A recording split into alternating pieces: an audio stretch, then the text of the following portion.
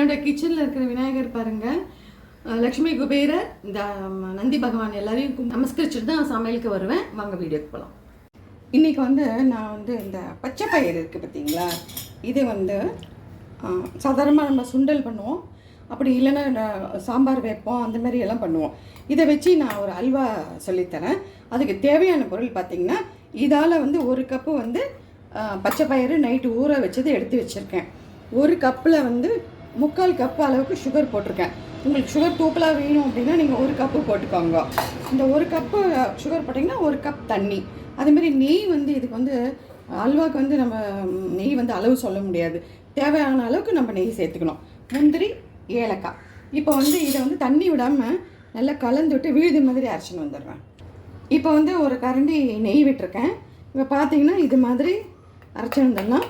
இதை இந்த நெய்யில் போட்டு கலரணும். இப்போ இதை கலரின்னு இருக்கேன். அடுத்தாப்புல இந்த பக்கம் சர்க்கரை நம்ம கரையறதுக்கு இந்த பக்கத்தில் ஒரு பாத்திரத்தில் ஒரு கப் சர்க்கரை, ஒரு கப் தண்ணி விட்டுருக்கேன். நம்ம போடும்போது லூஸாக இருந்தது. இப்போ பாருங்கள், இந்த பச்சை வாசனையெல்லாம் போய் அந்த நெய்யில் ஒரு மணமோடு இருக்குது. இப்போ இந்த தண்ணி பார்த்திங்கன்னா சர்க்கரை தண்ணி பாகெல்லாம் ஆக வேண்டாம். நம்ம பர்ஃபி பண்ண போதில் அல்வானால அப்படியே விட்டுடலாம். இப்போ இதை கொஞ்சம் கொஞ்சமாக விட்டு மிக்ஸ்.